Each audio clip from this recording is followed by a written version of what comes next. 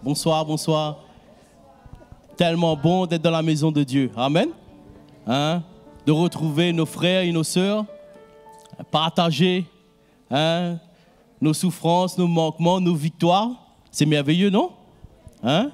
Quelle grâce le Seigneur nous fait d'être là dans sa maison, avec nos frères et nos sœurs, de pouvoir de plus en plus le ressembler, d'entendre sa parole, d'entendre sa voix, qui nous emmène de plus en plus à le servir. C'est merveilleux, non? Et je crois que ce soir, le Seigneur va nous parler. Amen. Le Seigneur a une parole pour chacun d'entre nous ici ce soir. Et que nous ayons un cœur ouvert pour recevoir ce que le Seigneur a pour nous. Vous savez, notre Dieu nous a retirés de ce monde, perdu, nous a mis dans sa maison, c'est pour un but. C'est pour que nous puissions finir cette course avec lui. Malgré nos manquements, malgré nos faiblesses, mais que de plus en plus, nous le suivons. Amen. Si ce soir nous sommes là, c'est que nous aimons le Seigneur, que nous voulons encore recevoir de lui, que nous voulons encore entendre sa voix nous parler. Et que ce soir, que nous puissions prendre sa main et le suivre. Amen. Et nous voulons accueillir ceux qui nous suivent en ligne, que ce soir, qu'une parole puisse toucher leur cœur aussi, et que le Seigneur soit glorifié ce soir. Amen. Allons nous mettre debout, allons préparer notre cœur pour recevoir une parole de Jésus. Chacun d'entre nous, nous avons une attente ici ce soir. Et le Seigneur le sait. Amen. Allons le prier, allons le chercher. Le Seigneur est tout puissant, il est grand. Alléluia. Seigneur, merci pour ta présence dans nos vies. Et ce soir, nous voulons, Seigneur, te louer, t'adorer. Te dire merci pour tout ce que tu fais, Seigneur, dans notre cœur. Pour tout ce que tu fais, Seigneur, pour nous. Tu es mort, Seigneur, sur cette croix. Tu as pris, Seigneur, nos péchés, Père. Et ce soir, nous voulons, Seigneur, te remercier.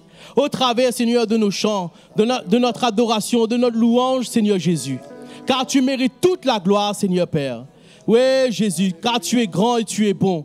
Nous voulons encore recevoir de toi, Jésus. Touche nos cœurs. Parle-nous, Seigneur, ce soir. Que nous puissions encore, Seigneur, entendre ta voix nous parler, Jésus. Quelle grâce, Seigneur, d'être dans ta maison. De pouvoir élever nos voix, élever nos mains vers toi, Jésus. Alléluia, Seigneur. Oui, Jésus, tu es grand et tu es bon. Alléluia. Allons le louer, allons l'adorer, les frères et sœurs. Amen.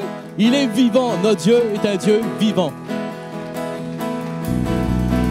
C'est la journée que le Seigneur a fait. Je me réjouis et le célèbre. C'est la journée que le Seigneur a fait. Je me réjouis et le célèbre. C'est la journée que le Seigneur a fait. Je me réjouis et le célèbre. C'est la journée que le Seigneur a fait. Je me réjouis et le célèbre. Il marche devant moi. Il marche devant moi. À côté de moi. À côté de moi. Il vit en moi. Il est le berger de mon âme. Et mon défenseur. Il est mon défenseur. Mon libérateur. Mon libérateur. Sa miséricorde se renouvelle chaque jour. C'est la journée que le Seigneur a fait. Je me réjouis et le célèbre. C'est la journée que le Seigneur a fait. Je me réjouis et le célèbre. Il marche devant moi. Il marche devant moi. Il marche devant moi. À côté de moi. À côté de moi. Il vit en moi. Il est le berger de mon âme.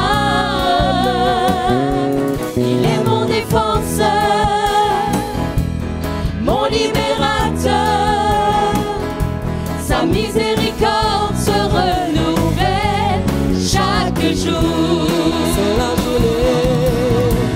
C'est la journée que le Seigneur a fait. Je me réjouis et le célèbre. C'est la journée que le Seigneur a fait. Je me réjouis et le célèbre. C'est la journée que le Seigneur a fait. Je me réjouis et le célèbre. C'est la journée que le Seigneur a fait. Je me réjouis et le célèbre. Je me réjouis et le célèbre. Je me réjouis et le célèbre. Alléluia. Alléluia. Jésus est bon. Amen. Alléluia. Ces paroles nous disent qu'il marche devant moi. Il est à côté de moi. Il est en moi. Hein? Combien notre Dieu est protecteur. Hein? Sa miséricorde, il nous protège. Sa miséricorde est toujours avec nous. Amen. Et toujours pour nous. Allons le rendre grâce cet après-midi. Allons le remercier. Alléluia. Notre Dieu est bon. Notre Dieu est bon. Le Seigneur est bon et sa miséricorde durera toujours. Le Seigneur est bon. Le Seigneur est bon. Le Seigneur est bon et sa miséricorde durera toujours. Le Seigneur est bon et sa miséricorde durera toujours. Venons avec reconnaissance. Venons avec reconnaissance. Chantons-lui nos louanges. Réjouissons-nous dans sa présence. Chantons grand et puissant et son nom. Louons avec nos instruments. Louons avec nos voix. Louons-le sur la terre et dans les cieux. Élevons son nom de tout notre cœur. Le Seigneur est bon. Le Seigneur est bon. Le Seigneur est bon. Et sa miséricorde durera toujours. Le Seigneur est bon. Le Seigneur est bon. Le Seigneur est bon et sa miséricorde durera toujours. Le Seigneur est bon et sa miséricorde durera toujours. Jésus le Fils est exalté. Jésus le Fils est exalté. Il est le Créateur. Venons et inclinons nos cœurs. Nous levons nos mains et levons nos voix. Le Seigneur est bon. Le Seigneur est bon.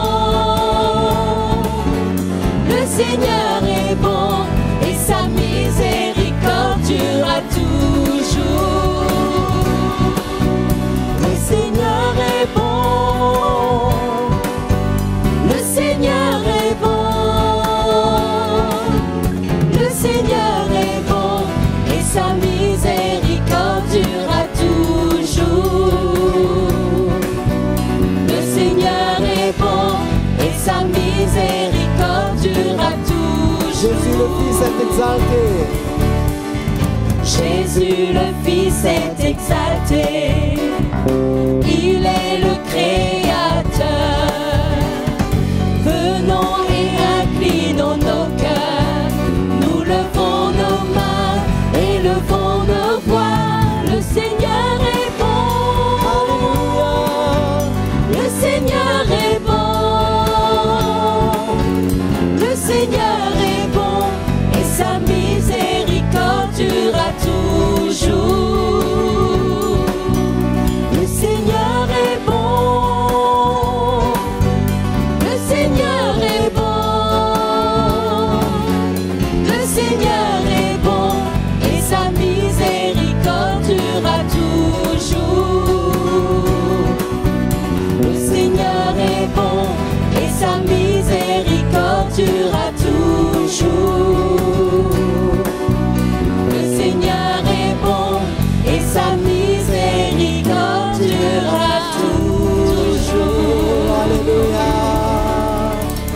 Alléluia, Jésus, tu es bon. Tu es bon, Seigneur notre Dieu. Ta miséricorde dure toujours, Seigneur Dieu. Nous te louons, notre roi. Nous t'élevons, Seigneur. Alléluia. Alléluia, Seigneur. Nous te bénissons, Jésus. Alléluia. Alléluia. Te dire merci. Oui, je veux te dire merci. Te dire merci. Oui, je veux te dire merci. Merci, Seigneur. Je viens devant toi, Seigneur. Aujourd'hui, je ne désire qu'une seule chose, te dire merci. Te dire merci pour ce que tu m'as donné, pour tous les bienfaits que je ne vois pas. Te dire merci. Te dire merci. Avec mes louanges de reconnaissance et mes mains levées, je te bénirai. Te dire merci. Oui, je veux te dire merci. Te dire merci. Oui, je veux te dire merci. Merci, Seigneur. Je viens devant toi, Seigneur. Je viens devant toi, Seigneur. Aujourd'hui, je ne désire qu'une seule chose, te dire merci. Te dire merci pour ce que tu fais en moi. Tu as chassé les ténèbres de ma vie. Te dire merci. Te dire merci. Avec mes louanges de reconnaissance et mes mains levées, je te bénirai. Te dire merci. Oui, je veux te dire merci. Te dire merci. Te dire merci. Oui, je veux te dire merci. Te dire merci, Seigneur. Te dire merci. Oui, je veux te dire merci. Te dire merci. Oui, je veux te dire merci. Merci, Seigneur. Merci, Seigneur. Jésus. Merci, Seigneur. Alléluia, Jésus. Nous te disons merci, Seigneur, pour ce que tu fais. Tu as fait pour nous, Seigneur Jésus. Alléluia. T'adorons, Seigneur Jésus. Nous t'adorons, notre Dieu. Nous t'adorons, Seigneur. Nous inclinons nos cœurs devant toi. Comme nous l'avons chanté, Seigneur. Nous inclinons nos cœurs devant toi. Nous levons nos mains vers toi. Seigneur, notre voix s'élève vers toi pour te remercier parce que tu es notre Dieu. Tu es notre Dieu. Tu es notre Seigneur. Alléluia. C'est une telle joie pour nous, Seigneur, que de t'avoir avec nous. Seigneur, tu nous entoures. Ta parole nous dit que tu nous entoures par devant et par derrière. Seigneur, tu es avec nous. Tu es en nous. C'est pourquoi, Seigneur, nous voulons élever nos voix vers toi pour te remercier, Fils de Dieu, Sauveur puissant. Nous voulons te remercier, Jésus, pour ce que tu es. Alléluia, que ton nom soit glorifié par ton peuple, Seigneur. Nous t'adorons, Jésus, nous t'élevons, Seigneur. Alléluia. À toi l'honneur, Seigneur Jésus. Oh, merci, mon Dieu.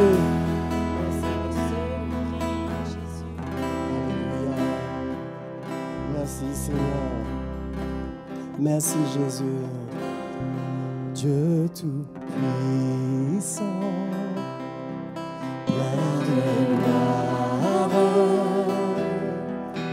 tu es revêtu de majesté, tu es élevé au-dessus de tout, de ton trône tu règnes avec autorité. Sois élevé, ô Seigneur. Sois élevé, ô Seigneur, par ton peuple là, dans ta présence, qui crie saint est le Seigneur. Sois élevé,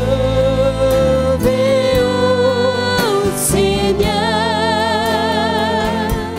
Sois élevé, ô Seigneur. Et les saints devant toi, et les saints devant toi se prosternent. Ils crient saint est le Seigneur. Dieu tout-puissant, je te gloire. Tu es revêtu de majesté, tu es élevé au-dessus de tout, de ton trône tu règnes avec autorité. Sois élevé, ô Seigneur. Sois élevé, ô Seigneur, par ton peuple là, dans ta présence, qui crie saint est le Seigneur. Sois élevé, ô Seigneur. Sois élevé, ô Seigneur. Et les saints devant toi se prosternent et crient saint est le Seigneur. Sois élevé, ô Seigneur. Élevons Jésus ce soir. Sois élevé, ô Seigneur. Notre peuple là, dans ta présence, qui crie saint est le Seigneur. Sois élevé, sois élevé, ô Seigneur. Sois élevé, ô Seigneur. Et les saints devant toi se prosternent et crient saint est le Seigneur. Alléluia. Oui, nous t'adorons ce soir, Seigneur. Oui, nous t'adorons, Jésus. Nous t'adorons, Seigneur. Sois élevé par ton peuple, Seigneur. Sois élevé, Jésus. Par nous, ton peuple, Seigneur. Nous sommes là dans ta présence pour t'adorer, Seigneur Jésus. Car tu en es digne, Seigneur. Tu es digne, Jésus, d'être loué. Tu es digne, Seigneur, d'être élevé. Oh Seigneur, nous t'adorons, nous t'élevons, notre Dieu. Oh notre Dieu. Merci Seigneur, merci Jésus. Merci Seigneur. Alléluia. À toi la gloire Seigneur. À toi l'honneur Jésus. Oh, à toi l'honneur Jésus. Merci Seigneur. Alléluia.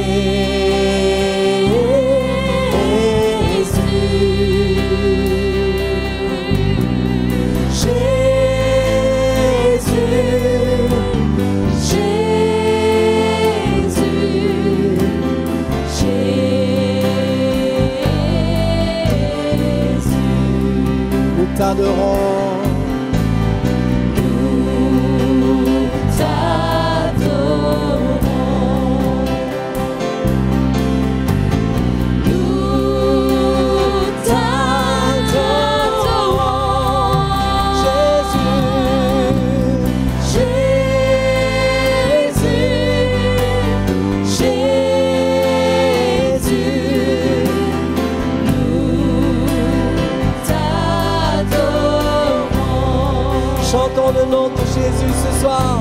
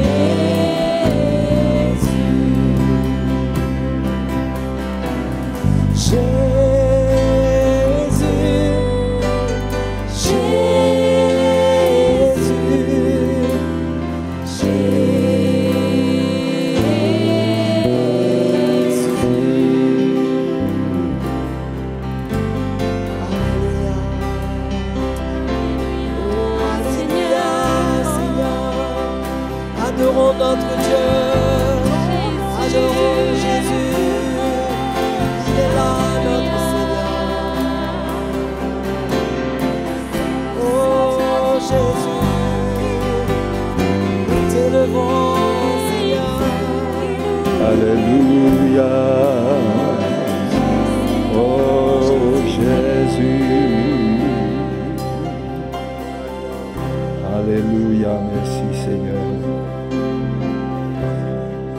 Alléluia, t'adorons ce soir. Merci Seigneur, merci pour ta présence au milieu de nous. Tu nous fais du bien par le ministère de ton esprit dans nos cœurs. Tu œuvres en nous et nous désirons cette œuvre de ta part qui nous change et nous transforme de plus en plus à la ressemblance de Jésus. C'est le miracle que tu fais dans nos vies, Seigneur, pour nous transformer, pour nous préparer pour le jour, le grand jour de ton avènement. Seigneur, merci pour ta fidélité. Nous sommes dans l'attente ce soir dans nos cœurs de recevoir de toi, de comprendre de ta part des choses que nous n'avons pas comprises jusqu'à maintenant, des lumières que tu ajoutes à notre cœur pour que nous puissions te suivre et marcher après toi. Merci Seigneur, merci que tu es le bon berger, tu nous conduis. Nous te louons ce soir, que ton nom soit glorifié. Oui Seigneur, nous voulons que ton nom soit glorifié dans nos vies, dans ce monde. Nous te bénissons. C'est par ta fidélité que tout s'accomplira, Seigneur. C'est par ta grâce. Merci notre Dieu et Père, au nom de Jésus. Amen. Bonsoir à vous tous les frères et sœurs. Vous allez bien?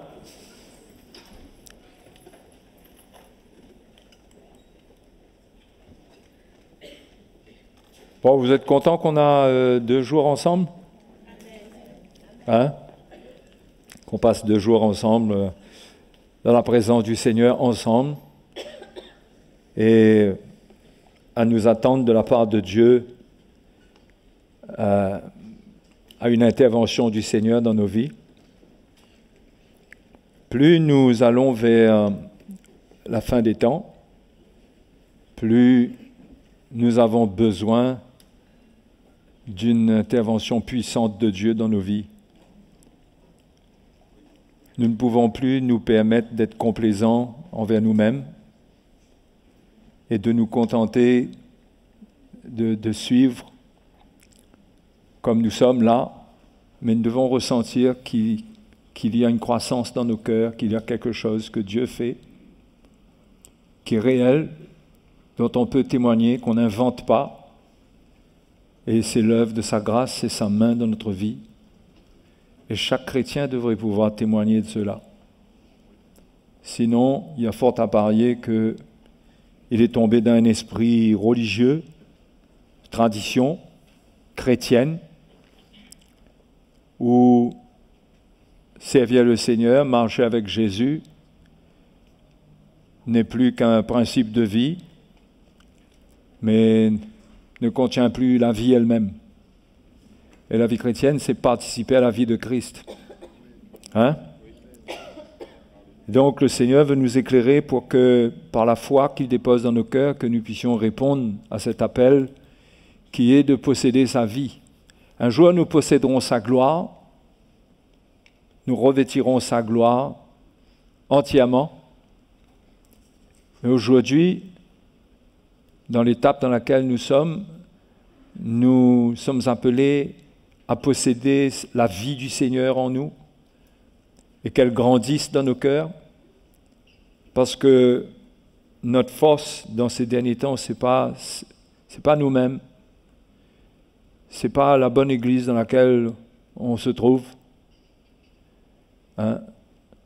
Mais c'est pas les frères et les sœurs, c'est pas les autres, même si tout ça fait partie du plan important, hein?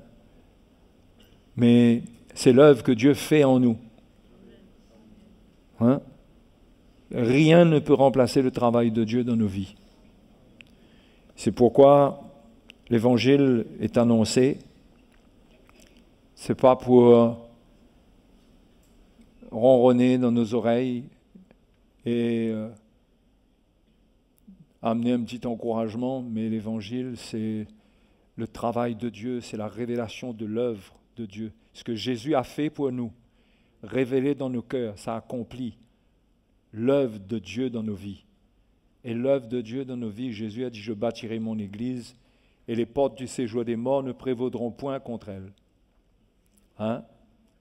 Quand Jésus lui-même fait son œuvre par sa parole, il nous construit, c'est ça qui nous gardera en sécurité à la fin des temps. Hein?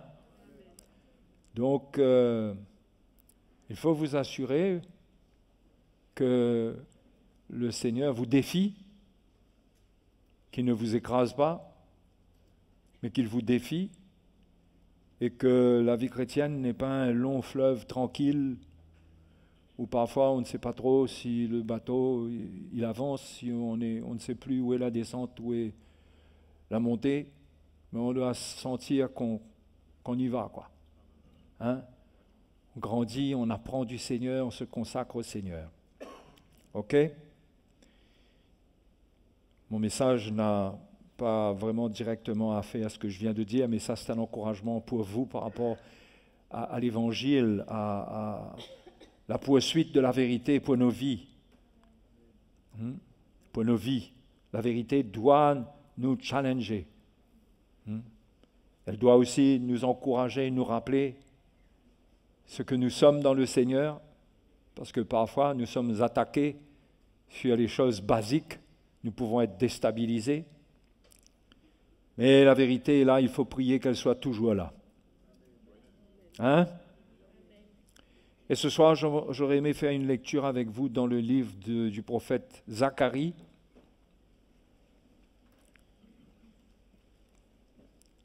Zacharie, qui est un prophète de la période d'après la captivité, du retour de Babylone. Zacharie, chapitre 3, nous évoque un épisode qui, je crois, a à nous enseigner, à nous encourager, puisque les choses qui se sont passées dans l'Ancien Testament, Paul a dit que ces choses ont été écrites pour notre instruction et qu'elles sont des ombres et des préfigurations de ce que Dieu nous donne de notre vie sous la Nouvelle Alliance, de Jésus lui-même, de son Église. Et donc, on peut lire l'Ancien Testament sans se mettre sous la loi de l'Ancien Testament. Mais ce sont des histoires qui nous racontent, qui nous dévoilent le cœur de Dieu, qui nous montrent comment Dieu se tient pour nous, la grâce que Dieu veut manifester envers nous. Et allons lire cet épisode qui est assez extraordinaire, dans lequel Satan n'a même pas le temps de faire une parade. Et le verset 1 nous dit, « Il me fit voir Josué, le souverain sacrificateur, debout devant l'ange de l'Éternel, et Satan qui se tenait à sa droite pour l'accuser. » Ça, c'est le rôle du diable. Ce n'est pas notre rôle. À chaque fois que vous accusez quelqu'un, vous accusez un frère, prenez bien garde que ce que vous dites est fondé et que vous faites les choses dans le bon esprit et non pas avec l'esprit destructeur du diable qui, lui, vise à accuser pour détruire, décourager, anéantir. Et le diable s'en prend au souverain sacrificateur Josué. Il va là où il faut aller. Son point d'attaque, c'est le sacerdoce. C'est celui qui représente Dieu. C'est celui qui allait se présenter devant Dieu une fois par an. C'est celui qui dirigeait l'équipe de sacrificateurs. Et s'il peut s'en prendre à Josué, il peut mettre un terme à ce qui fait la force du peuple d'Israël. Il peut amener le trouble. Donc le diable, il s'est attaqué là où il faut, dans les points sensibles. C'est pareil pour notre vie. Il sait. Et la réponse de Dieu, l'Éternel dit à Satan, que l'Éternel te réprime, Satan. Que l'Éternel te réprime, lui qui a choisi Jérusalem. N'est-ce pas là un tison arraché du feu? On te connaît l'histoire des Juifs, comment ils ont été déportés. comment la maison de Dieu avait été saccagée, tout le monde avait été déporté, enfin la plupart, et qu'ils ont été vivre à Babylone, dans un pays étranger, et ils avaient vraiment expérimenté le feu. Mais le feu par lequel ils allaient passer n'allait pas annuler le choix de Dieu. Hein? Et l'état dans lequel Josué était présenté par Satan, parce que je crois que même si ça ne se dit pas, mais c'est Satan qui met l'accent sur les vêtements sales de Josué qu'on va lire après. Mais rien ne peut annuler le choix de Dieu sur notre vie. Rien, si ce n'est nous-mêmes, rien et personne, si ce n'est nous-mêmes qui rognons le Seigneur. Lorsque Dieu choisit, la Bible dit que même ses dons sont irrévocables. Il ne retire pas ses dons. Quand il équipe, quand il donne, Dieu n'est pas un Dieu qui fait marche arrière. Son alliance est faite de telle manière que la nouvelle alliance a été faite de telle manière que le Seigneur lui-même, au travers de cette alliance, tout est fait de manière à ce que lui-même, il ne fera pas marche arrière. De son côté. La Bible dit même si nous sommes infidèles, il demeure fidèle. Hein?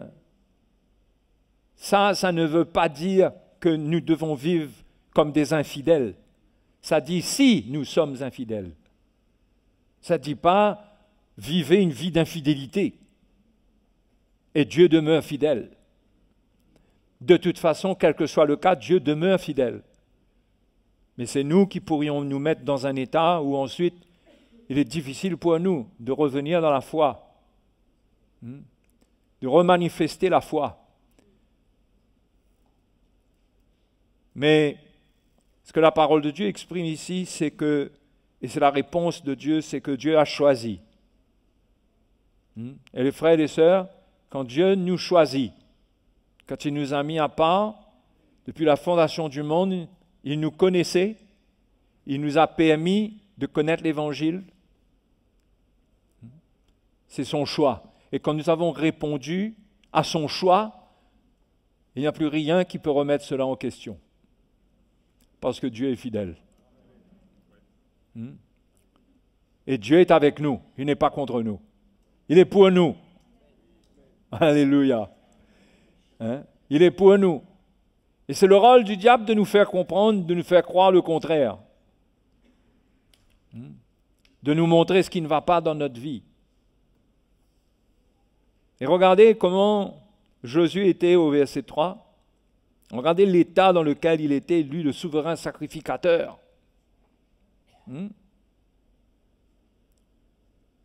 Or, Josué était couvert de vêtements sales. Il n'est pas censé, en étant le souverain sacrificateur, d'avoir des vêtements sales. Le souverain sacrificateur devait être particulièrement propre et soigné.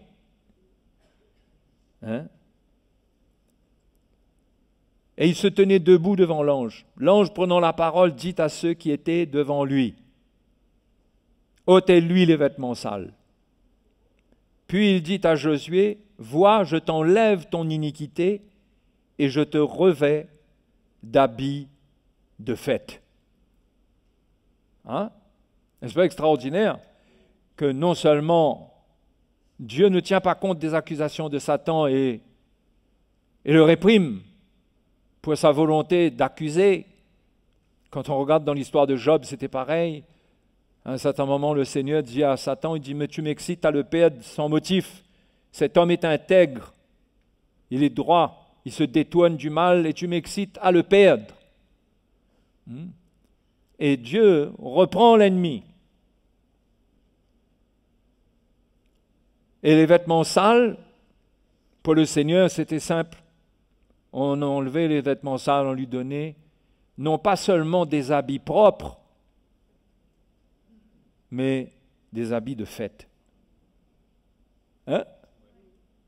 non seulement Josué allait sortir de là sans condamnation, innocenté, pourtant les accusations, les faits étaient là, les éléments de preuve étaient devant Dieu, étaient devant le diable, tout était évident. Pourtant, Josué sortira de là avec des habits de fête. Pas seulement innocenté. C'est pas seulement,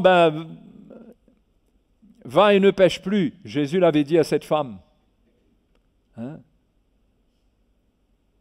Peut-être que si Jésus était déjà mort à la croix, il lui aurait donné un habit de fête à cette femme-là. Mais Josué a pu sortir de là dans une victoire totale, libéré des accusations qui étaient contre lui et qui n'avaient eu aucun poids devant Dieu. Et il est sorti de là dans la joie. Parce qu'un habit de fête, c'est un habit de réjouissance. Hein? Et il y a une compréhension de la grâce dont nous avons besoin qui nous fait bénéficier de ce qu'il y a dans l'habit que Dieu nous donne quand nous sommes appelés en Jésus-Christ. Nous ne sommes pas simplement innocentés, mais nous sommes maintenant dans une communion avec Dieu qui doit nous remplir de joie, qui doit nous remplir d'un esprit de célébration. Ça ne se fabrique pas comme ça, mais c'est une révélation de l'œuvre de Dieu. Si nous comprenons l'œuvre de la croix de Jésus, la profondeur, c'est la révélation de la profondeur de l'œuvre de Jésus-Christ. C'est une œuvre qui transcende la loi, qui ne représente pas la loi, qui l'accomplit, mais qui amène l'œuvre de Dieu dans une autre dimension. Et c'est tellement puissant que, je vous le répète, Josué sort de là, pas simplement innocenté, il sort de là dans la joie. Parce que c'était le cœur de Dieu qui s'était manifesté. Et ces choses sont écrites pour notre instruction. C'est d'autant plus réjouissant que Josué lui-même représente le souverain sacrificateur de la Nouvelle Alliance, Jésus. Josué et Jésus en hébreu, c'est Yeshua. Il y a des versions qui disent Yeshua d'ailleurs là. Hein? Et non pas que Jésus était lui-même couvert de vêtements sales de ses péchés, puisqu'il n'avait pas commis de péché. Mais Jésus s'est présenté devant Dieu avec nos vêtements, souillés, avec nos péchés, nos iniquités. Et ça, c'est une préfiguration prophétique de l'œuvre de Jésus qui meurt à la croix et qui va se présenter devant le Père, qui s'est sacrifié. À la croix, les vêtements sales de l'homme ont été vus sur Jésus. C'est pourquoi le châtiment est tombé sur lui, le châtiment qui nous donne la paix. Et aujourd'hui, nous avons des vêtements spéciaux que Jésus nous donne parce que nous sommes en lui. Nous sommes en Christ. Et en Christ, nos vêtements sales ont été enlevés depuis la croix. Quand nous venons en lui, cela est automatique. Nous nous repentons. Dieu ne nous regarde plus selon nos péchés. Dieu ne nous regarde plus selon notre passé. Nous sommes libérés. Je pense que beaucoup peuvent témoigner que lorsqu'ils ont cru dans le Seigneur pour la première fois, comment ils avaient reçu cet habit, ce vêtement de justice, et que cela les avait remplis de joie. Vous vous souvenez? Parce que si vous avez reçu cet habit et que vous êtes sorti après avoir donné votre vie au Seigneur triste, ben, je crains que vous n'ayez pas pris les bons vêtements. Mais quelqu'un qui se convertit au Seigneur, il reçoit des habits de fête. Et c'est comme ça qu'on est sorti de la présence de Dieu, rempli de joie, de reconnaissance. Rempli de reconnaissance, ne nous attendons pas à ce que Dieu allait faire avec notre vie, n'ayant aucune idée de ce qui nous attendait, étant sous le poids d'une condamnation, sous le poids de la condamnation que le diable nous faisait subir pendant toute notre vie, nous écraser. Et quand on vient dans la présence de Dieu, ça serait comme si on vient pour être achevé.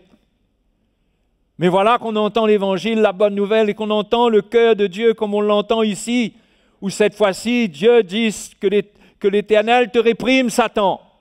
Et on réalise tout d'un coup que ce Dieu-là n'est pas contre nous. Il est pour nous. Et cette lumière de son amour, de ce qu'il a fait à la croix pour nous, bouleverse nos vies. Et cela nous remplit de joie. Et nous regardons à nous-mêmes et nous voyons que les vêtements sales que nous avions, maintenant, c'est des habits de fête. Parce que son sang nous a lavés et il est venu nous donner sa justice, nous recouvrir de sa justice. Pendant ce temps, en tant que chrétien, depuis notre conversion, il y a beaucoup de choses qui se sont passées. Il y a de la boue qui a été jetée sur nos vêtements. Il y a des accusations qui ont été portées. Il y a un esprit de condamnation avec lequel nous avons peut-être lutté par période, par moment, c'était plus fort que dans d'autres périodes, dépendant des circonstances. Dans les périodes où nous étions bas, nous étions par terre, où nous avions failli, où nous avions péché. Mais l'accusation de l'ennemi n'a plus eu aucune portée contre nous, si ce n'est dans nos pensées quand nous nous soumettons. Mais devant Dieu, ça n'a pas de poids. Et quand nous avons crié au Seigneur, à chaque fois, le Seigneur nous a libérés. Mais il se pourrait que nous avons oublié que ce sont des habits de fête. Des habits de réjouissance. Parce que nous avons rendez-vous aux noces de l'agneau, étant nous-mêmes l'épouse de l'agneau.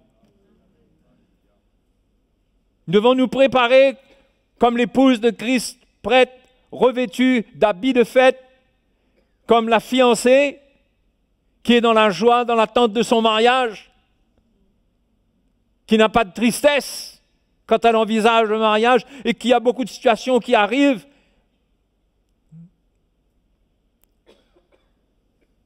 Et le diable joue un rôle pour faire croire que Dieu ne nous aime pas autant que nous le croyons, à cause de nos vêtements qui se salissent parfois. Mais mes frères et mes sœurs, c'est mal connaître Dieu. C'est mal connaître le Seigneur. Son amour est toujours là pour nous. Sa grâce est toujours là pour nous. Si nos vêtements sont sales, il a le pouvoir de les laver par son sang. Ils ont lavé leur robe dans le sang de l'agneau, la Bible dit dans l'Apocalypse. De les laver dans son sang, de reconnaître notre faiblesse, notre manquement, notre péché. S'il y a eu quoi que ce soit, de le reconnaître, de l'avouer, de ne pas se défendre. On voit que Josué ici, il ne se défend pas. Il ne peut pas se défendre, ses vêtements sont sales. Si Dieu ne le traite pas selon sa grâce, là, et sa miséricorde, Josué sort de là condamné. C'est là que la grâce de Dieu est toujours étonnante. Dieu relève ceux dont on n'attend pas. On n'attend pas pour certaines personnes qu'il y ait un miracle, qu'il y ait quelque chose comme ça, mais pourtant, le Seigneur est toujours là. Et il est là pour nous, il est là pour vous. Pour que vous ayez des habits de fête. Mais pour ne pas perdre les habits de fête, pour ne pas salir ces habits, il faut marcher avec lui. Et quand il nous parle, il faut reconnaître qu'il nous parle pour rester dans la lumière. Ne pas mentir à nous-mêmes et ne pas faire de lui un menteur quand il nous parle. Hein? Ça s'appelle marcher dans les ténèbres. Ne pas reconnaître, c'est ce que Jean développe dans son épître au chapitre 1. Il parle de cette communion avec Dieu dans la lumière. Il dit, comme Dieu est dans la lumière, nous aussi marchons dans la lumière comme il est lui-même dans la lumière. Et le sang de Jésus, son Fils, nous purifie de tout péché. Si nous confessons nos péchés, il est fidèle et juste pour nous pardonner et nous purifier de toute iniquité. Ici, Dieu dit à Josué, vois, je t'enlève ton iniquité. L'iniquité, c'est peut-être même que le péché s'est installé, a commencé à mettre des racines.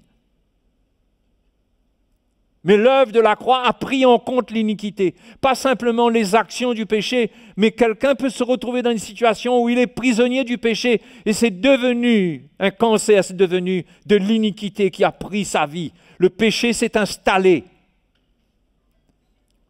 Mais Dieu, l'œuvre de la croix par Jésus-Christ, fait que Dieu peut libérer un homme de cet état-là. N'est-ce pas merveilleux, l'Évangile? Connaître Dieu selon l'Évangile, ça ne peut que réveiller la joie dans notre cœur. Non seulement mettre la paix dans notre cœur, mais attiser un feu de joie dans nos cœurs. Parce que nous avons l'assurance de notre salut, nous avons l'assurance de ce que nous vivons.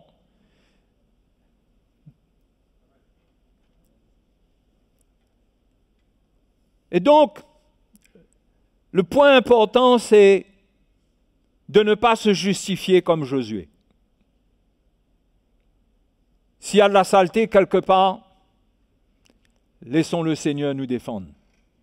Mais nous, par contre, sous la Nouvelle Alliance, repentons-nous. Ne nous justifions pas, n'essayons pas d'expliquer pourquoi c'est sale, parce qu'au final, on finira par faire croire que c'est l'autre qui a sali, c'est pas nous. Connaissez cette chanson-là? C'est à cause de l'autre, c'est à cause des autres. Alors que nous sommes responsables de notre robe. Je parle de la robe de souverain sacrificateur, là. Ou de sacrificateur. C'est pourquoi il y a quelque chose que Dieu va continuer à dire à Josué et qui doit nous parler à nous aussi. Donc le verset 5 dit qu'on mette sur sa tête un turban pur, et ils mirent un turban pur sur sa tête.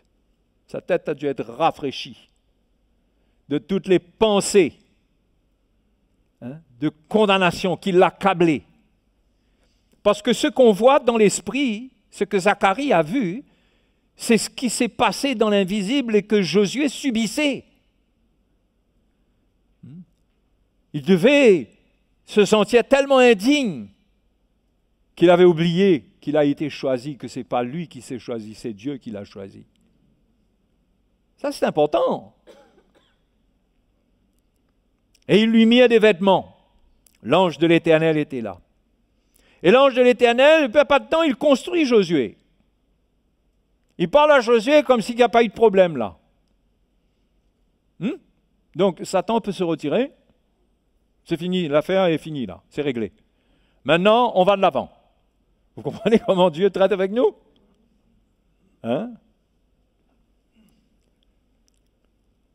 L'ange de l'Éternel fit à Josué cette déclaration. Ainsi parle l'Éternel des armées. Si tu marches dans mes voies et si tu observes mes ordres, tu jugeras ma maison et tu garderas mes parvis, et je te donnerai libre accès parmi ceux qui sont ici. Voyez comment Dieu, je ne sais pas s'il faut dire redonne une chance, mais Dieu continue avec Josué et lui montre le chemin. Et lui montre à Josué qu'il n'a pas perdu toute la confiance de Dieu à cause de ce qui s'est passé. Si quelque chose a sali ses vêtements, eh bien, Dieu ne restait pas là avec ça. Donc le Seigneur lui parle le Seigneur a tourné la page de cet épisode-là et maintenant il l'instruit. Si tu marches dans mes voies et si tu observes mes ordres, tu jugeras ma maison et tu garderas mes parvis. Wow. C'est-à-dire, Josué, tu n'as pas perdu ta responsabilité. Tu vas faire, si tu gardes, parce que tu as peut-être raté un certain niveau, mais tu vas apprendre. Mais persévère, prends courage, quelque part, j'amplifie, je fais une version amplifiée.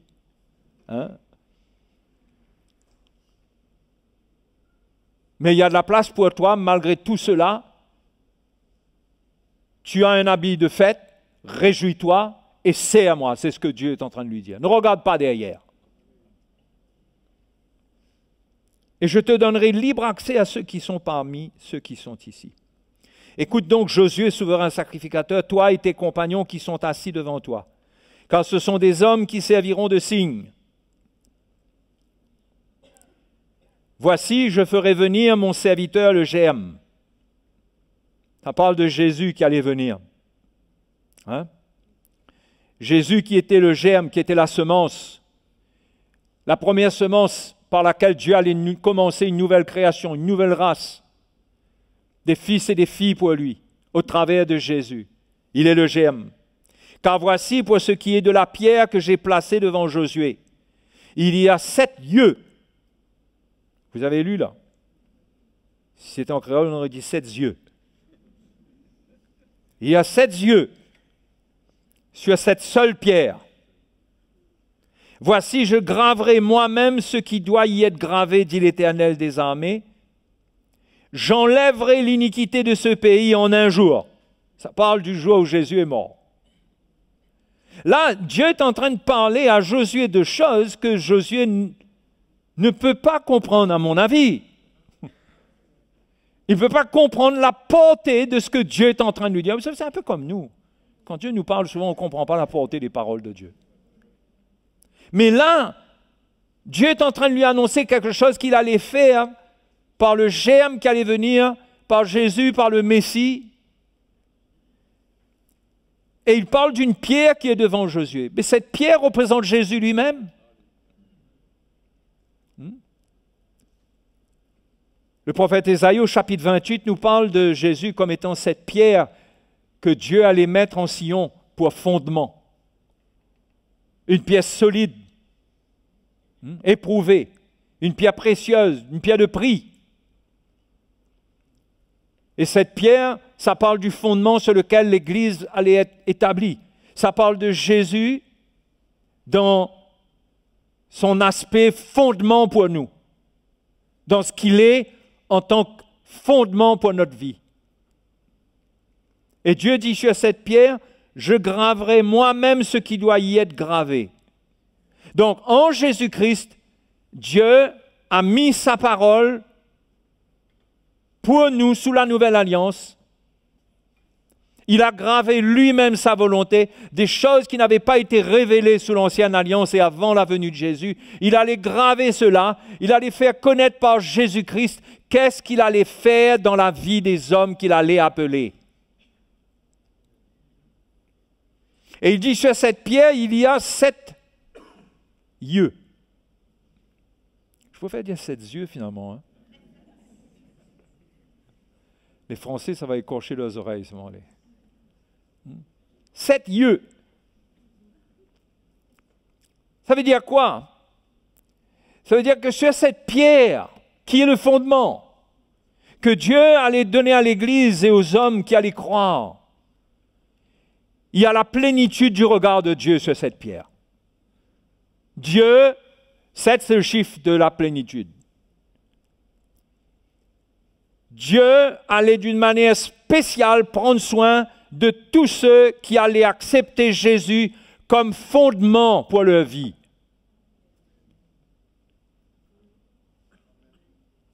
Il n'y avait pas un œil sur cette pierre. Ce n'était pas 2, c'était 7. C'est la plénitude. Tout le regard de Dieu est dans cette pierre pour tous ceux qui croient, qui viennent. Et Dieu a une manière de les regarder qui est très spéciale. C'est comme quand Balak a voulu demander à Balaam de venir maudire le peuple d'Israël et que Balaam lui répondra de la part de Dieu, mais je ne vois point d'iniquité dans ce peuple. Dieu dit qu'il n'y a point d'iniquité. Parce que ce peuple a sa demeure à part. C'est un peuple qui n'appartient pas aux nations. C'est un peuple qui appartient à Dieu. Dieu a une manière de le regarder qui est très spéciale. Et Balaam n'était pas prêt à porter une malédiction envers ce peuple que Dieu avait béni.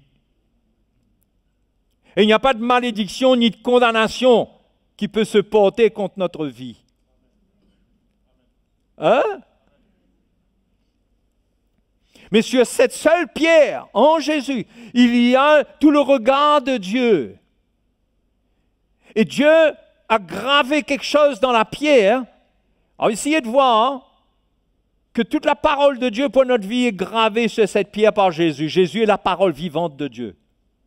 Et tout ce que Jésus est par nature, inébranlable, saint, glorieux, tout est dedans et toute la parole qu'il représente, elle est pour nous, elle n'est pas contre nous, elle agit en notre faveur. Et tous ceux qui se tiennent sur ce fondement, Dieu a un regard spécial sur eux pour les changer, pour faire que toute chose concourt à leur bien, pour faire que rien ne finisse contre eux. Même s'il y a des événements, bien sûr, il y a des circonstances qui se retournent quelque part contre nous d'une certaine manière. Mais au final, les 7 yeux de Dieu arrivent à nous regarder et aussi à nous montrer ce qui est dans la pierre pour nous.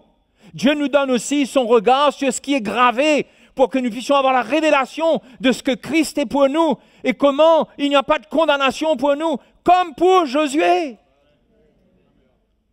Parce qu'il a dit, ces hommes qui se tiennent devant toi, ce sont des signes. Eux aussi, ils vont expérimenter cela. Ils vont expérimenter cette grâce.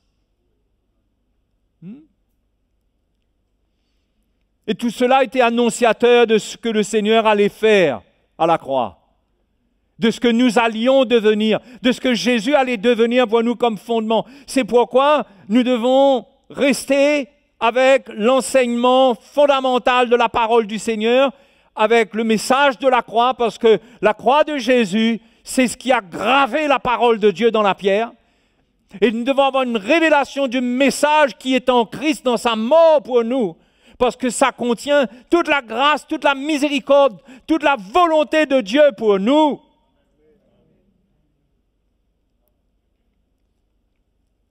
Et quand nous nous tenons sur ce fondement et que nous laissons Dieu tourner nos regards, Paul dit qu'il prie pour les Éphésiens, il prie qu'ils aient un esprit de révélation et de sagesse dans sa connaissance, qu'ils sachent qu'est-ce qu'ils sont devenus, qu'ils sont en Christ, quelle est la réalité de leur vie, qu'ils ne se laissent pas gagner par les ruses, par les plans de l'ennemi, par les doutes du diable, mais qu'ils comprennent qu'il n'y a maintenant, comme il a dit aux Romains, aucune condamnation pour ceux qui sont en Jésus-Christ. Mais l'enseignement de ce fondement doit prendre nos vies. Nous devons nous tenir sur ce fondement, et quand ce fondement, quand les yeux de l'esprit qui sont sur ce fondement nous montrent notre état, nous ne devons pas avoir peur. Nous ne devons pas avoir peur, mais nous repentir. Nous ne devons pas être orgueilleux, essayer de nous justifier, essayer d'expliquer pourquoi.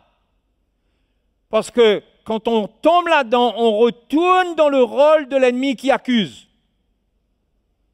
Et si on commence à accuser, on peut se faire accuser soi-même. Mais Josué, quelque part, je ne sais pas comment, il a été sage face aux accusations du diable. On ne le voit pas se défendre. C'est pareil pour nous, mes frères et mes sœurs. Nous, c'est le sacrifice de Jésus qui nous défend. C'est ce qui est écrit dans cette pierre gravée en Christ qui nous défend. Et nous avons l'assurance que ce qui est gravé là-dedans, c'est en notre faveur, c'est pour nous. Il y a la plénitude de la grâce de Dieu, de l'amour de Dieu pour nous dans cette pierre. Mais restons sur cette pierre et quand elle nous parle, ne fuyons pas.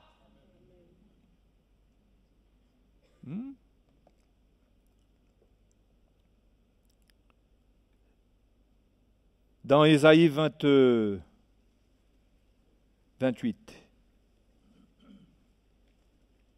Ésaïe 28. Ça va?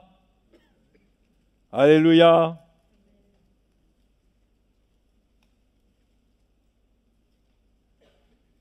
Vous êtes dans Ésaïe 28. Et bien maintenant, allez au verset 16.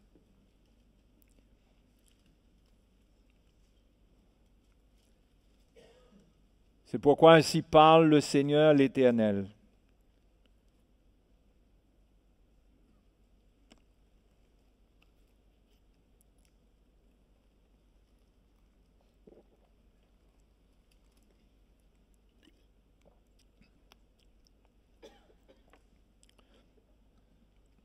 C'est pourquoi ainsi parle le Seigneur l'Éternel.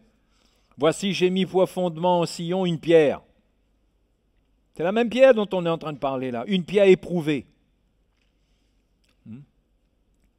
Une pierre angulaire de prix, solidement posée. Celui qui la prendra pour appui n'aura point hâte de fuir. Alors bien sûr, la fuite dont le Seigneur parle ici, c'est lorsque le jugement allait venir. Comment ceux qui allaient prendre pour appui cette pierre, ils n'avaient pas besoin de fuir, ils avaient l'assurance qu'ils allaient être préservés. Et pour nous, ne fuyons pas ce fondement. Ne fuyons pas la parole qui émane de ce fondement, qui nous parle de notre vie. Désirons une parole de Dieu qui nous parle de notre vie. Elle est miraculeuse parce qu'elle s'adresse à tout le monde, mais en même temps, elle parle à chacun. Vous comprenez? Elle nous parle à chacun. Et chacun de nous, quand on écoute la parole de Dieu, on entend Dieu peut-être d'une manière un peu différente de celui qui est à côté de nous. On entend des choses que l'autre peut-être ne voit pas. Mais nous voyons, nous entendons, nous comprenons qu'il s'agit de nous. Quand nous sommes sur ce fondement, les 7 yeux de Dieu nous dirigent vers la parole de Dieu et nous montrent notre cœur, notre état, toujours comme pour Josué, sans nous condamner. Le but, c'est pas ça. Le but, c'est de perdre les vêtements sales et de retrouver l'habit de fête. Comment? En acceptant seulement, sans se justifier. Bien sûr, pour Josué, la Bible ne nous dit pas qu'il était en train de reconnaître des torts ou quoi, mais la parole de Dieu ne nous dit pas toute chose. Mais parce que la parole du Seigneur ne met pas l'accent là-dessus, la parole de Dieu nous montre qu'il ne s'agit pas de se défendre, il s'agit sur cette pierre d'accepter que ce qui est gravé dessus nous parle, nous remette en question. Et c'est une révélation. Les frères et les sœurs, ces choses que je partage là, il faut que ce soit une révélation dans nos vies. On ne peut pas juste comprendre la pierre, les choses gravées dans la pierre. C'est quoi Jésus et la pierre? Mais la sécurité que nous allons trouver dans le Seigneur, c'est que le Seigneur se manifeste envers nous comme notre défenseur, comme celui qui nous défend. Mais il nous défend, il est notre avocat avec ce qu'il a accompli, avec ce qui est gravé sur la pierre. Il ne nous défend pas avec des paroles qui viennent d'ailleurs. Tout est gravé dans la pierre, tout est en Christ pour nous. Et c'est complet, c'est suffisant. C'est pourquoi nous devons nous enrichir de la parole de Christ. Nous devons lire cette parole, toutes les lettres de la Nouvelle Alliance du Nouveau Testament. Nous devons connaître la parole de Dieu qui nous montre le cœur de Dieu pour nous de manière à être ferme, à être enraciné, à ne pas douter du pardon de Dieu quand nous nous repentons. Parfois, le chrétien se repent et il se demande si Dieu l'a vraiment pardonné. Parce qu'il n'y a pas, il y a un manque de lumière dans ce qui est gravé dans cette pierre pour toi, en Christ. Pourquoi graver dans la pierre? Parce qu'il faut que ça soit solide, il faut que tu saches que ça ne va pas bouger, ça ne change pas. C'est du solide, c'est vrai, comme quelqu'un qui se tient sur un rocher solide et profond et qui regarde les intempéries tout balayées autour de lui, mais qui sait que là où il est, il observe, il regarde le spectacle, mais il n'a rien à craindre. Il n'est pas en train de se demander quand est-ce que le rocher sur lequel il se tient va être emporté. Il sait que c'est du solide. Quand on a la révélation de Christ, la révélation de sa mort, on comprend ce qu'il a accompli, on comprend ce que Dieu exprime dedans pour nos vies, la grâce que Dieu exprime et manifeste pour nous. Quand notre cœur s'attache à cela et on permet aux 7 yeux de Dieu de nous montrer cela, on possède une assurance. On se relève et on recommence à profiter de nos habits de fête, à ne pas nous morfondre, à gémir, mais à nous réjouir. Alléluia. Hein? Paul connaissait quelque chose de ses habits de fête. Il était en prison, il avait été battu. Ses habits naturels, même sa peau et son corps avaient été certainement lacérés par les coups. Lui et Silas, ils étaient dans la prison, mais ils avaient d'autres habits. Ils avaient des habits de fête, ils chantaient les louanges pendant la nuit. Ils louaient le Seigneur, avec la douleur qu'il y avait dans leur corps, mais ils célébraient le Seigneur, parce que rien ne pouvait arracher de Paul la révélation de ce qu'il y a dans cette pierre pour lui, pour sa vie, pour l'Église. Et il avait l'assurance que Dieu allait le tirer de là de toute façon, parce que Dieu est fidèle, que c'était juste un passage, c'était juste un moment. Mais Dieu est fidèle. Ce qui est gravé pour lui, pour toujours. Et ils chantaient des louanges tous les deux, ils célébraient le Seigneur. Ils n'avaient pas oublié qu'ils avaient des habits de fête. N'oublions pas, les frères et sœurs. N'oublions pas ce que le Seigneur nous a donné. Hein? Ce n'est pas des habits de religieux. Ce n'est pas des vêtements là pour venir pratiquer un peu la religion. C'est des habits de fête. Et Paul dit, il dit aux Philippiens, réjouissez-vous toujours dans le Seigneur. Il dit, je le répète, il était en prison quand il écrit cette lettre. Il dit, réjouissez-vous avec moi. Comment les Philippiens devaient être étonnés que cet homme lui ait écrit une lettre de la prison et qu'il était dans un chemin compliqué et qu'il leur disait, réjouissez-vous avec moi. Quoi, Paul est en train de se réjouir dans ce moment-là? Extraordinaire. Mais souvent, le chrétien, il porte la condamnation, il porte un esprit de condamnation. Il se regarde lui-même. Il prononce son propre verdict sur sa vie. Et le diable se frotte les mains, il n'a même pas besoin d'aller plus loin. Hein? Se sent condamné à cause de ça. J'ai raté ici, j'ai raté là-bas. Ma vie est ratée, il n'y a plus d'espoir pour moi.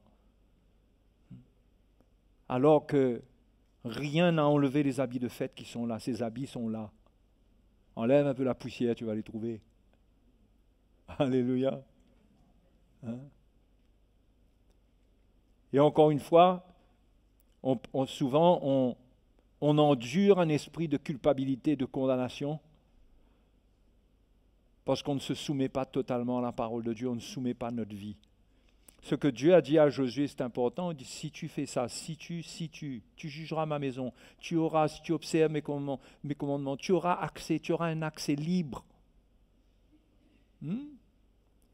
Et Dieu l'encourage à ne pas rester sur ce qui s'est passé là, mais à voir plus loin. Et parfois, nous restons avec les choses du passé.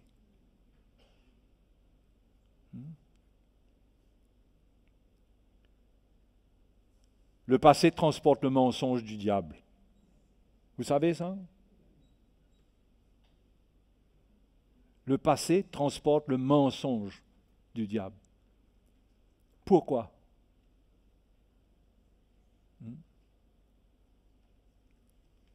Pourtant, vous allez me dire, ah oui, mais ça s'est passé. Ce n'est pas parce que ça s'est passé que c'est vrai. Parce que quelque chose qui est vrai, c'est quelque chose qui existe encore. Je vous parle avec le regard du Seigneur que je crois. La Bible dit, si quelqu'un est en Christ, il est une nouvelle créature, les choses anciennes sont passées, voici toutes choses sont devenues nouvelles. Comment on ne devrait pas se regarder selon le passé? nous-mêmes même et entre nous, nous ne devrions pas avoir un regard basé sur le passé des uns et des autres. Et bien sûr, quelqu'un qui a un passé dont il ne s'est pas repenti, lui-même il garde son vêtement sale et ça se voit. Mais ce n'est pas pour autant qu'il faille le juger, il faut l'exhorter à laver sa robe. Mais une fois que c'est fait, le passé est fini. D'ailleurs, si vous regardez bien le passé, ben c'est vraiment passé. Et nous devons apprendre à vivre dans le présent avec le grand je suis qui, lui, il est présent éternellement. Il sait toutes choses, il sait comment ça va se terminer. Et nous sommes en communion avec lui dans la lumière. Et ne pas vivre entre nous dans un autre esprit que l'esprit dans lequel nous vivons avec lui. Lui ne nous regarde pas selon le passé, nous aussi ne nous regardons pas selon le passé.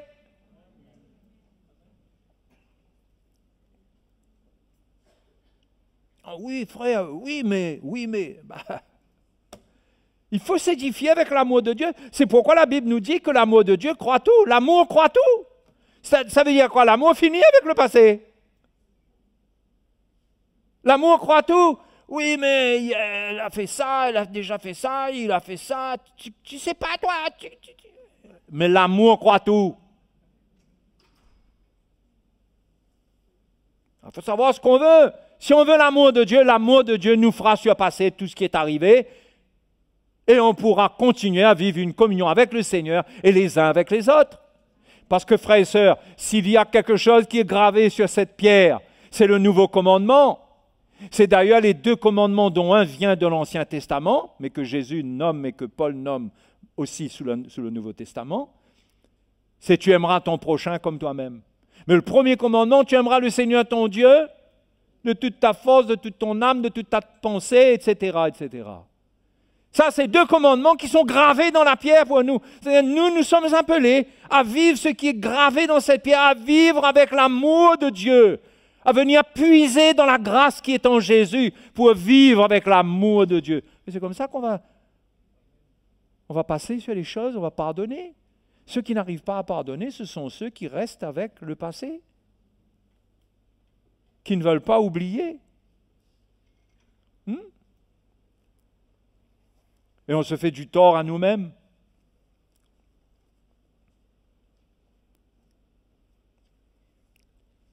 Donc, Dieu dit quelque chose encore à la fin, il dit, retournons dans Zacharie, chapitre 3.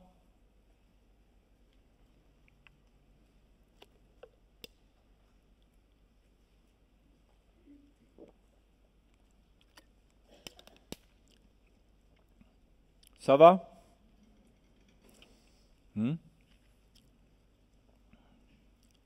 Alors, il y a, là, à la fin du chapitre 3, il dit, il y a 7 yeux sur cette seule pierre. Voici, je graverai moi-même ce qui doit y être gravé, dit l'Éternel des armées. Et là, tout est gravé dessus. Il y a la grâce pour nous, il y a les commandements de Dieu sont dessus pour nous.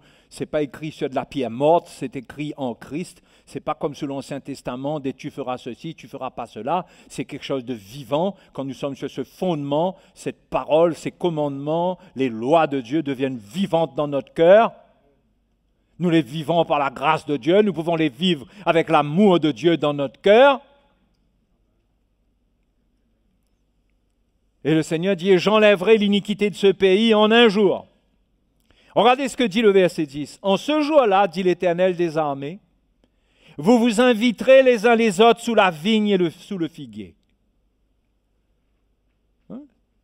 Pourquoi est-ce que le Seigneur donne ce...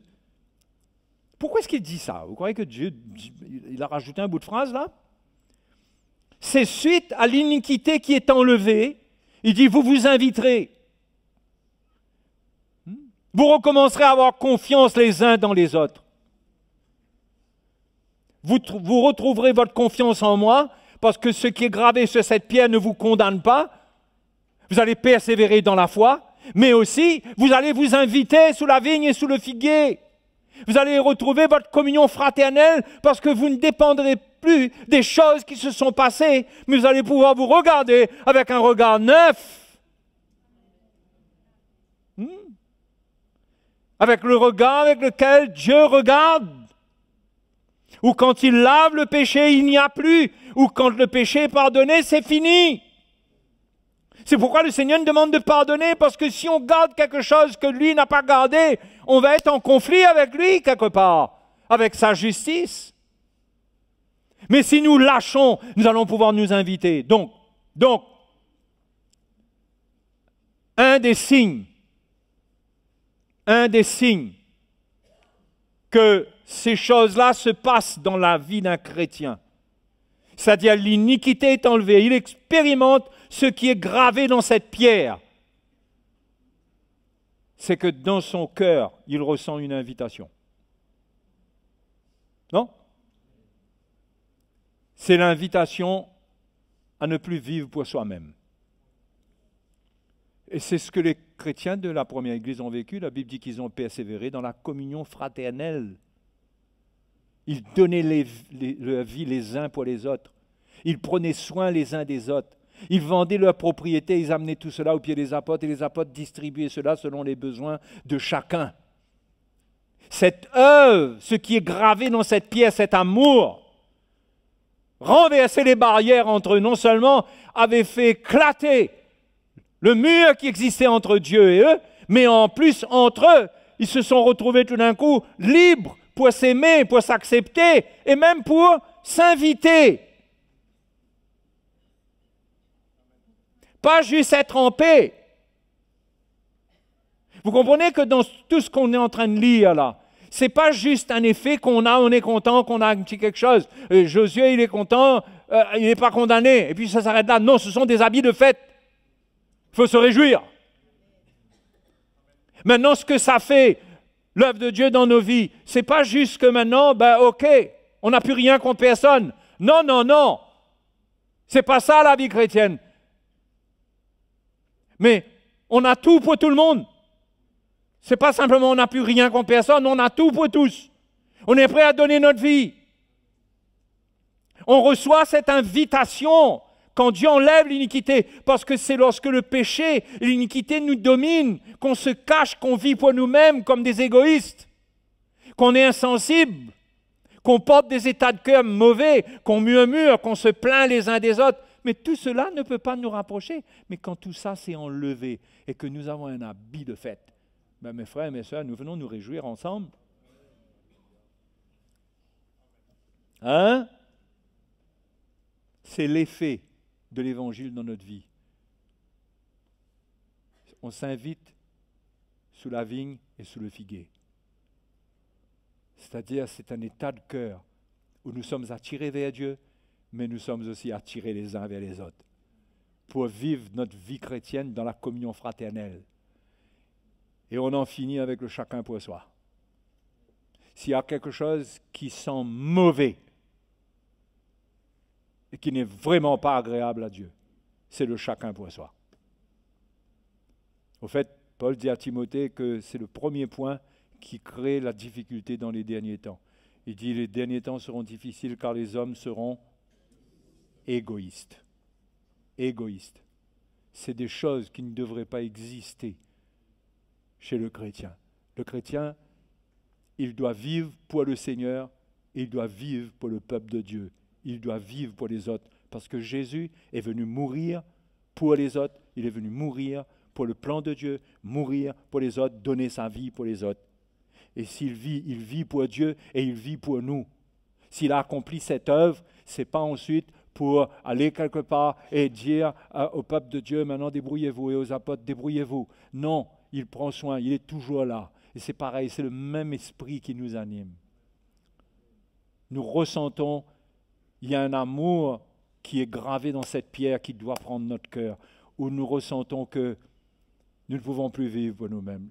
Mais qu'est-ce qui s'est passé avec les premiers chrétiens convertis au jour de la Pentecôte? Ils ont dit, mais que ferons-nous, hommes frères, maintenant?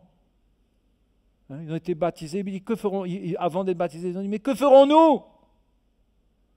Il fallait faire quelque chose avec ce qu'ils avaient entendu. L'impact de ce message dans leur cœur, c'était pas rentrer chez eux et puis dire, oh, Dieu m'a visité, merci Seigneur, amen.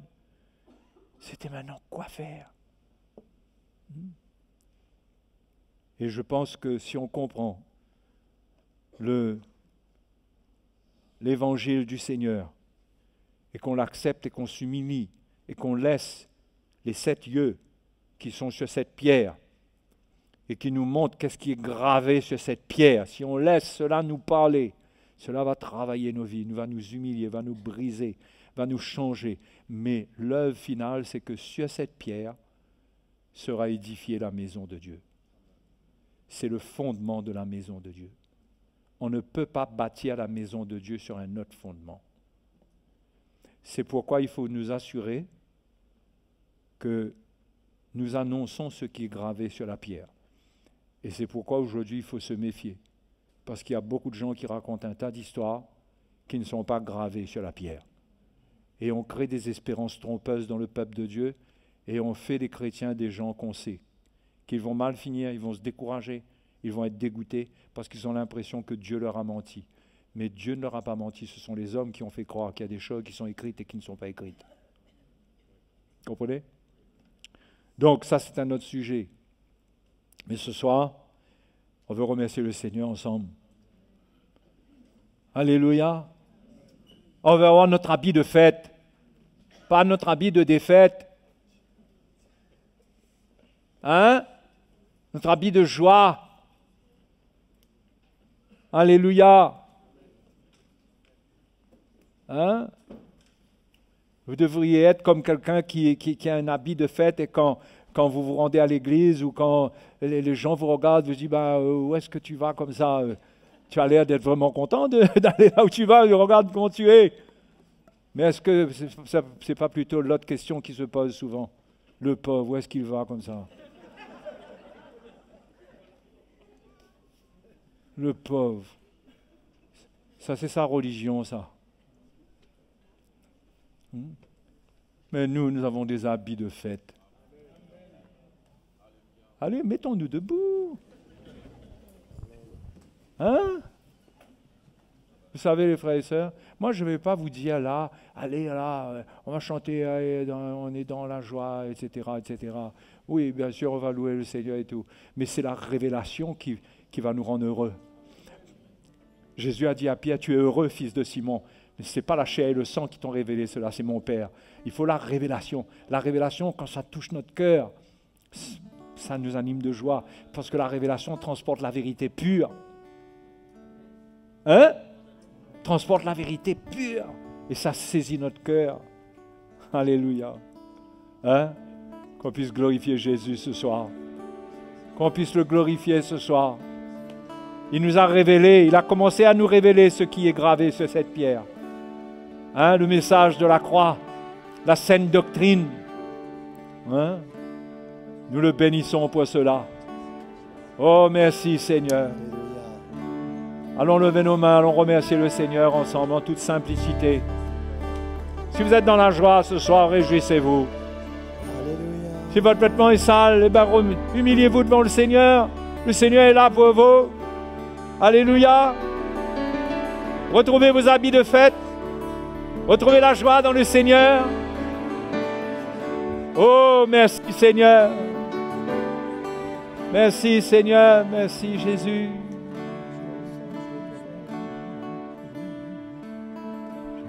Le Seigneur sera ma force. Je ne crains rien, je ne chancelle point. Il est mon berger, non je ne crains rien. La joie du Seigneur est ma force. La joie du Seigneur est ma force. La joie du Seigneur sera ma force. Je ne crains rien, je ne chancelle point. Il est mon berger, non je ne crains rien. La joie du Seigneur est ma force. La joie du Seigneur, la joie du Seigneur, la joie du Seigneur est ma force. La joie du Seigneur, la joie du Seigneur, la joie du Seigneur est ma force. La joie du Seigneur sera ma force. Je ne crains rien, je ne chancelle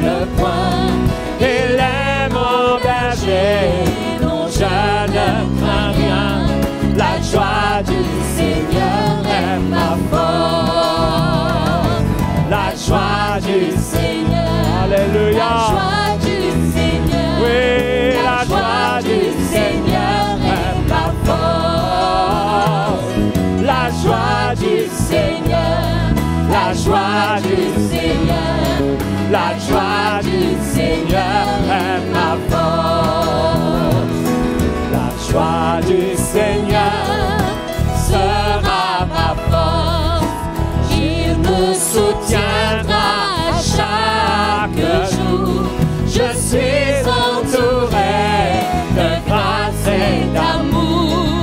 La joie du Seigneur est ma force. La joie du Seigneur, la joie du Seigneur. Alléluia. La joie du Seigneur est ma force. Elle est ma force. La joie du Seigneur. Oh oui. La joie du Seigneur. La joie du Seigneur est ma force. On reprend. La joie du Seigneur sera ma force. Je ne crains rien, je ne chancelle point. Il est mon berger, non je ne crains rien. La joie du Seigneur est ma force. La joie du Seigneur, la joie du Seigneur, la joie du Seigneur est ma force. Elle est ma force. La joie du Seigneur, la joie du Seigneur, la joie du Seigneur est ma force. La joie du Seigneur me soutiendra. La joie du Seigneur sera ma force. Il me soutiendra chaque jour. Je suis entouré de grâce et d'amour. La joie du Seigneur est ma force. La joie du Seigneur, la joie du Seigneur, la joie du Seigneur est ma force. Alléluia. La joie du Seigneur, la joie du Seigneur, la joie du Seigneur est ma force.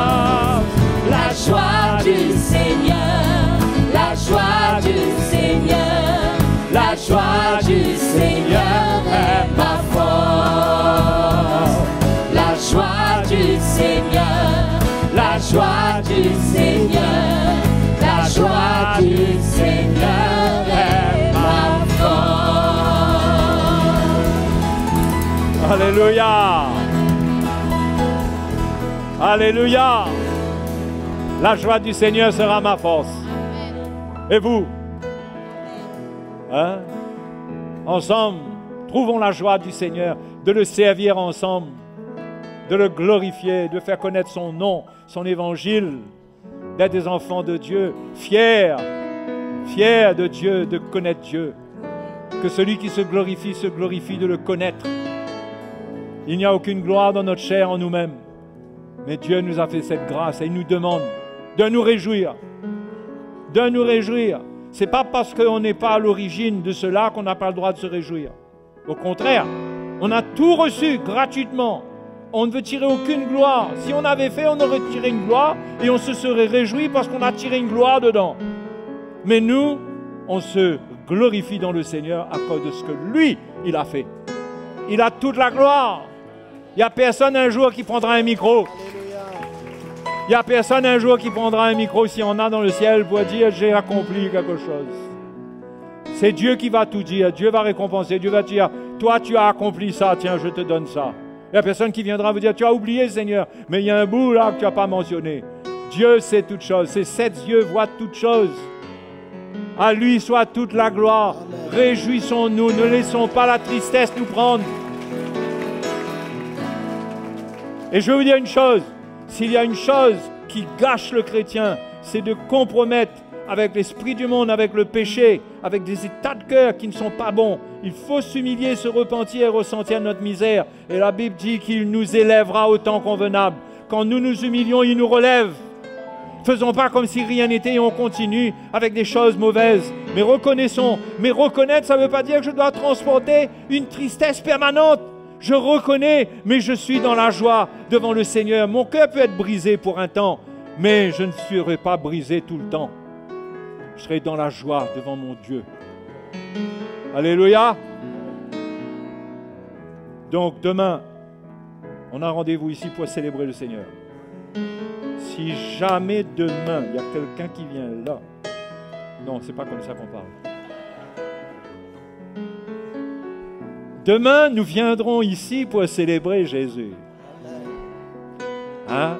Nous aurons de la joie et de la... Personne n'aura besoin de tirer sur nous pour louer le Seigneur. Parce qu'on va sortir de chez nous, on aura déjà remercié le Seigneur pour tout ce qu'il va faire. Et on le bénit pour notre famille, pour nous-mêmes. On est dans sa main, il conduit toutes choses. Arrêtons d'obéir aux mensonges du diable. Croyons en lui. Jésus a dit, ne soyez pas troublés, croyez en moi, croyez en Dieu. Alléluia. Donc, si avec ça, vous êtes triste, ben moi je ne sais plus quoi il faut dire. Franchement, je ne sais plus quoi vous dire. Mais peut-être, persévérer. Hein? Persévérer, il y a une petite goutte d'eau vive qui va venir dans votre cœur, ça va faire bouillonner la joie. On se donne rendez-vous demain. Alléluia. C'est une chanson de joie, une chanson Le Seigneur m'a demandé d'être dans la joie. C'est une chanson de joie, une chanson gaie. Le Seigneur m'a demandé d'être dans la joie. Il a dit